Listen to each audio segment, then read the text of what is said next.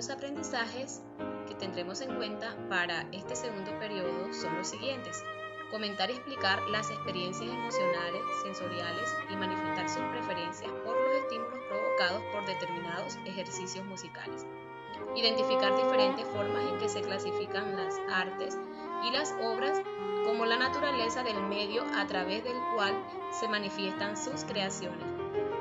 Interpretar el proceso histórico y cultural del arte y los elementos que permiten caracterizar aspectos estilísticos tanto en las culturas como en un autor. Interpretar los conceptos y aspectos expresivos en el análisis de producciones artísticas propias y las de otros, teniendo en cuenta el proceso histórico y cultural del arte. Analizar el quehacer y hecho artístico en distintos contextos de la historia, argumentando un criterio personal que permita valorar el trabajo propio y el de los compañeros. Construir un criterio personal que permita valorar el trabajo propio y el de los compañeros según parámetros técnicos, interpretativos, estilísticos y de contextos culturales propios del arte.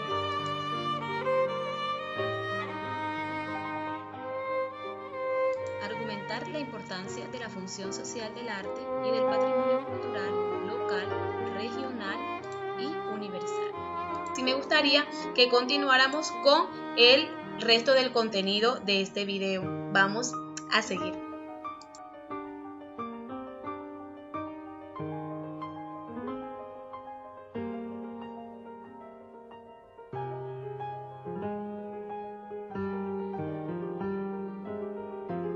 ¿Quién es un artesano y quién es un artista? ¿Cuál es la diferencia? Es a finales del siglo XV, durante el Renacimiento italiano, cuando se elabora un lenguaje propio para diferenciar la forma exterior de la representación formal. Quedaron clasificadas las artes liberales, es decir, las actuales bellas artes, en tres oficios: arquitectos, escultores y pintores. ¿Qué son las bellas artes? Las bellas artes. Las 7 principales artes son la pintura, la escultura, la arquitectura, la música, la danza, el teatro con la poesía y el cine.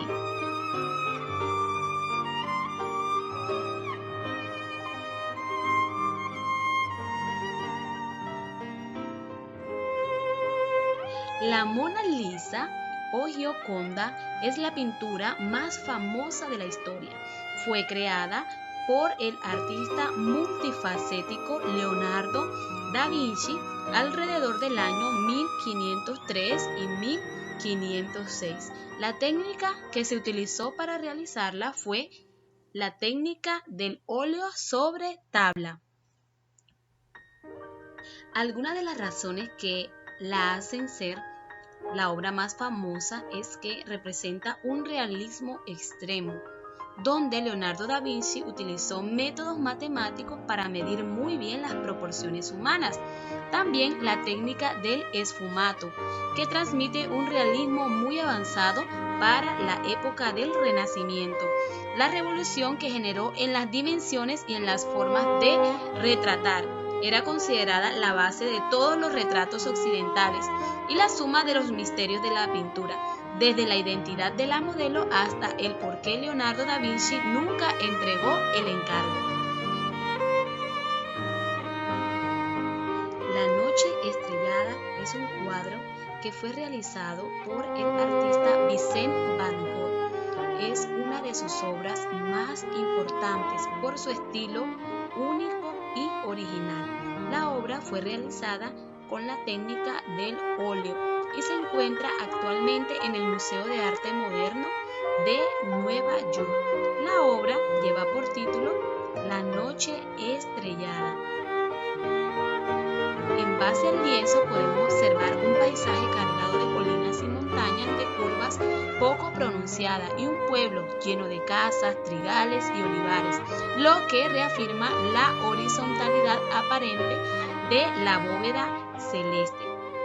La distribución de los colores blancos, amarillos, verdes y azules que el pintor aplica en el cielo son mucho más vivos que los tonos sombríos usados en la ciudad. El uso de los colores blanco y amarillo para crear el efecto de los espirales lleva la atención al espectador hacia el cielo.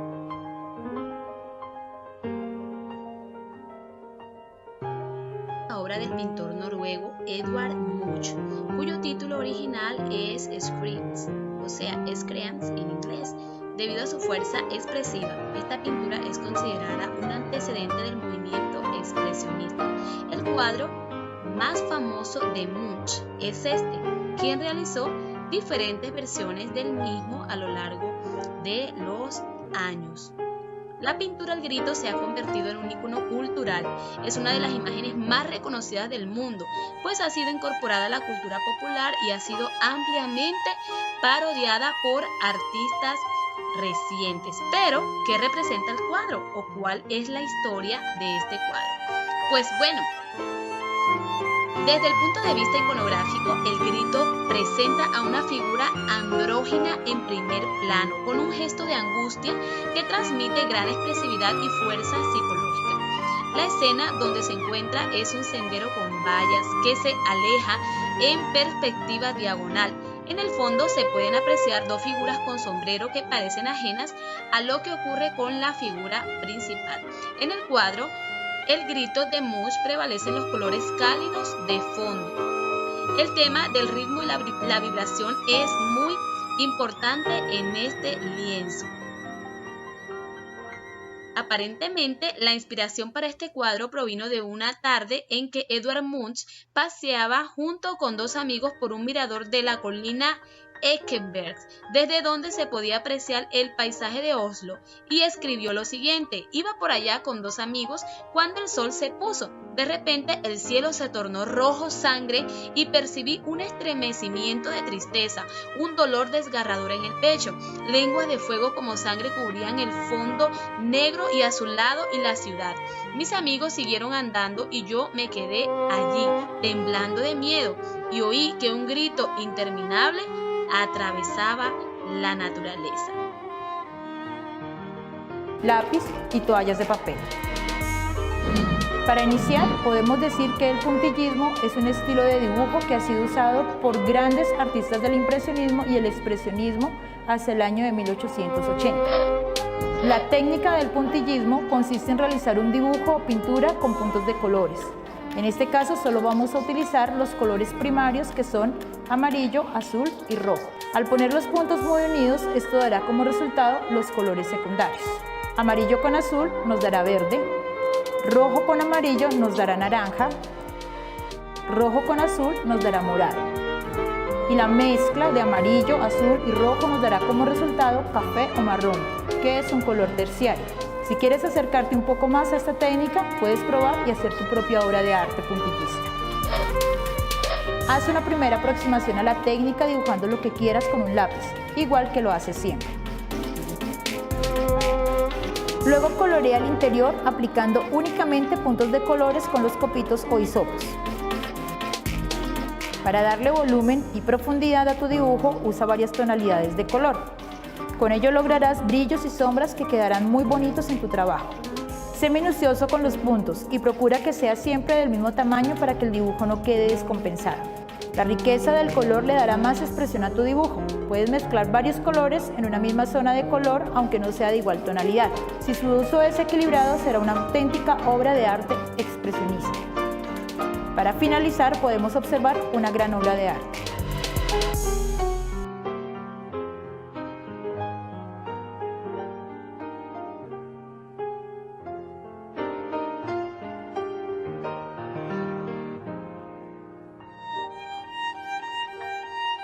La escultura griega de la antigüedad clásica se cree que es una mezcla de culturas egipcia, siria, minoica, micénica y persa, que derivan de las tribus indoeuropeas que emigran desde las abiertas estepas al norte del Mar Negro.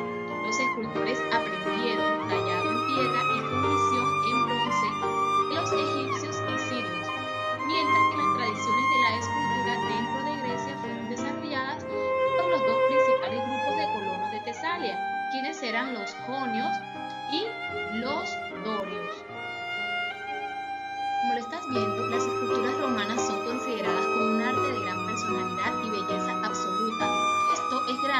a que la mayoría de estas famosas obras son realizadas en base a muchas variantes de modelos griegos, dando una cantidad de aspectos realistas, dejando sorprendidos a los amantes del arte. Entre los escultores más destacados de Roma tenemos a Gian Lorenzo Bernini, uno de los artistas más reconocidos también en la arquitectura. En pantalla puedes observar a Apolo y Dafne, Éxtasis de Santa Teresa y Baldaquino de la Basílica de San Pedro. Miguel Ángel Buonarroti nació en Italia en el año 1475 y murió en Roma. Fue primero escultor, pintor y luego arquitecto, gracias a sus diversos talentos. Pero también se basó en la escultura ya que era su favorita. El panorama creativo fue dominado por su personalidad artística en el siglo XVI, convirtiéndose altamente popular por su gran obra La Basílica de San Pedro.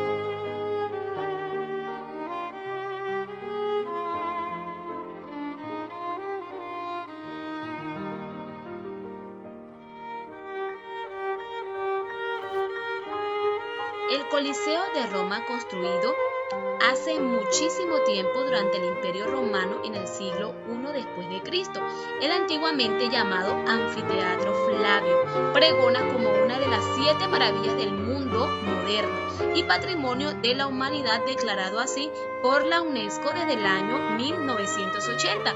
Este patrimonio comenzó siendo lugar de atroces eventos públicos durante más de 100 años, en donde gladiadores y guerreros luchaban por su vida en la arena, brindando entretenimiento al emperador Vespasiano y al pueblo gobernado por este. Posteriormente, el espacio interior fungió de refugio para los seguidores cristianos y poco a poco se convirtió en el sello de la arquitectura romana.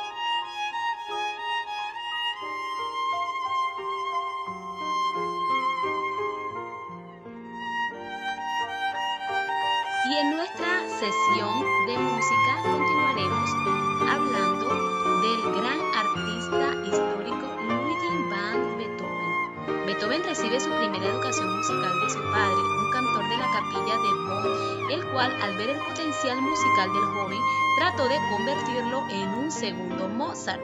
Más tarde realizó 2 viajes a Viena, durante los cuales el propio Mozart le oyó tocar, y se instala definitivamente en esta ciudad algún tiempo después.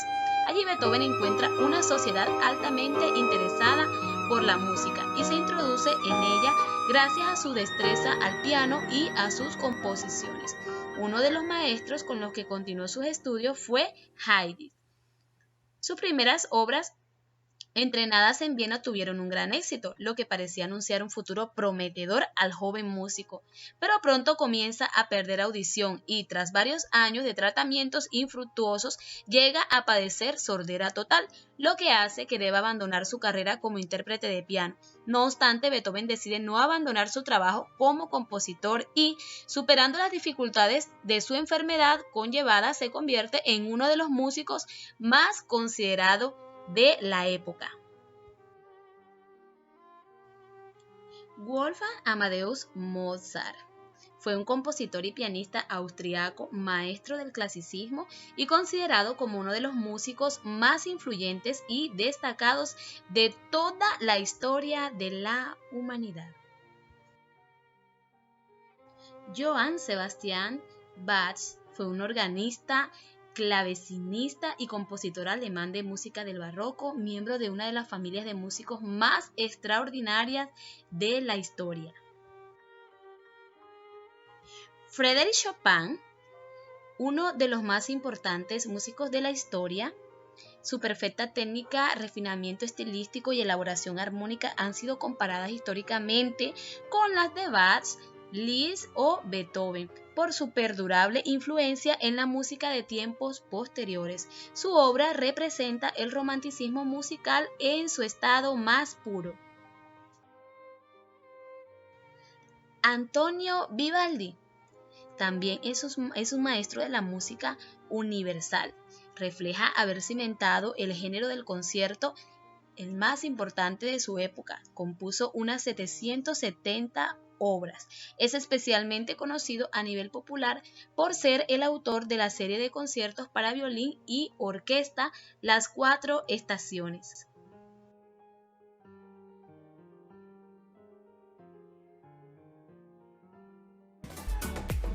Lo primero que debes hacer es colocar silicona caliente en uno de los extremos del tubito de cartón y pegarlo sobre una cartulina o sobre otro papel para que podamos formar estilo una canequita para poder echar ahí el arroz con el que vamos a hacer sonar nuestra maraca.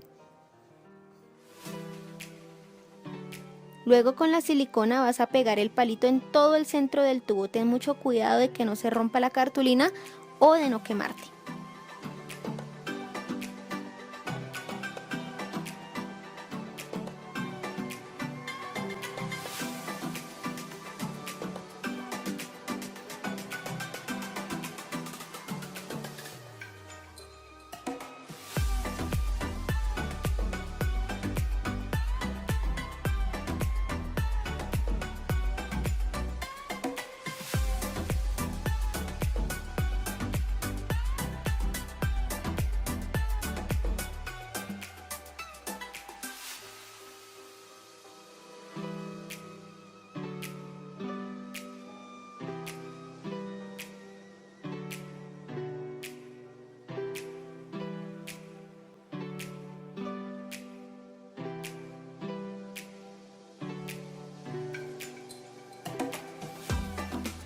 Cuando hayas terminado de pegar el palito, puedes colocar dentro del tubito arroz, lentejas o lo que tú quieras para hacer sonar la maraquita y la cantidad que prefieras.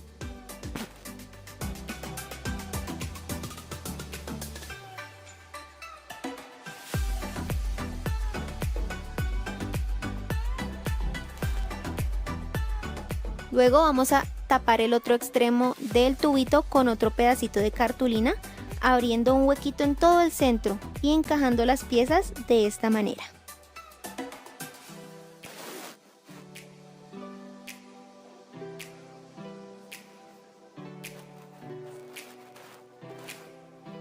Por último, la vas a pegar con silicona para que quede bien sellado y no se salga el relleno.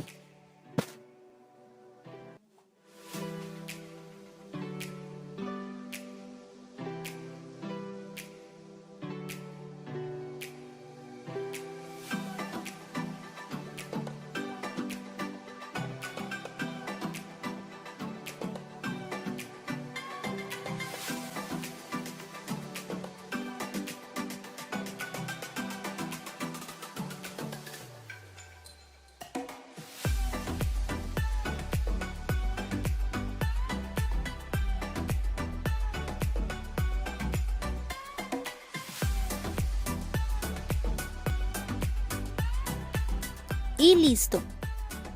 Si quieres puedes tomar el globito y puedes forrar la maraca o puedes forrarlo con papel periódico y pintarlo como yo estoy haciendo en este caso. Decóralo como tú prefieras.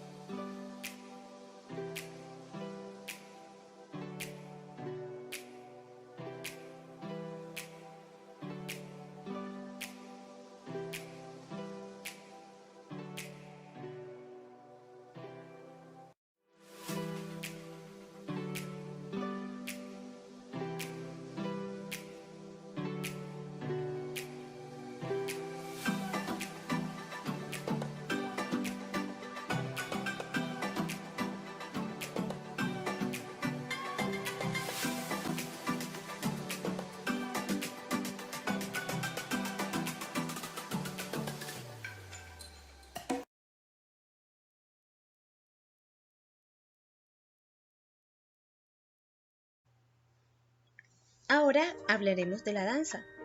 Es parte de la historia de la humanidad toda esta expresión dancística y de expresión corporal. Las pinturas rupestres encontradas en España y también en Francia, con una antigüedad de más de 10.000 años, muestran dibujos de figuras danzantes que fueron las primeras y asociadas con ilustraciones donde se podían apreciar escenas de rituales y de cacería.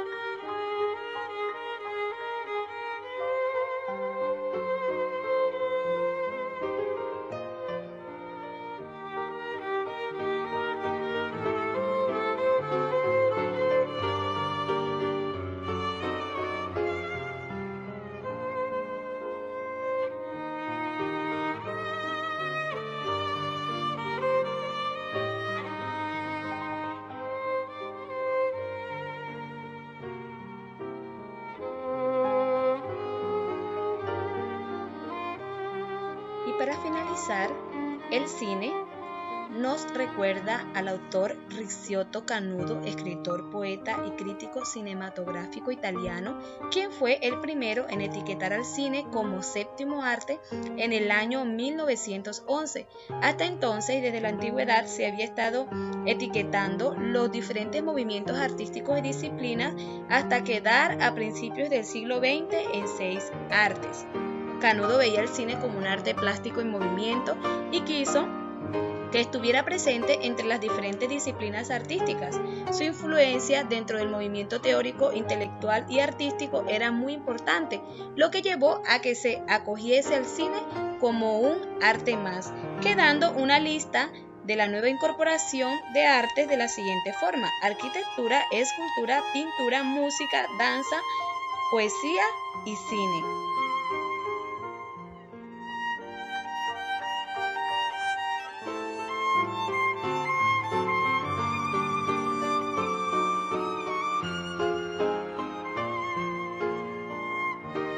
En la historia del cine podríamos hablar del cine mudo, donde la proyección de las películas mudas estaba acompañada con música en vivo y por lo general era improvisada por un pianista o un ejecutante del órgano. Se comprendió muy temprano la importancia de la ambientación musical. Los pueblos pequeños tenían un piano para acompañar las proyecciones, pero las grandes ciudades tenían su órgano o incluso una orquesta completa, la cual podía ejecutar algunos efectos sonoros. A continuación, quiero que conozcas a Charles Chaplin y también que veas una de las escenas más reconocidas de su actuación, llamada El Niño.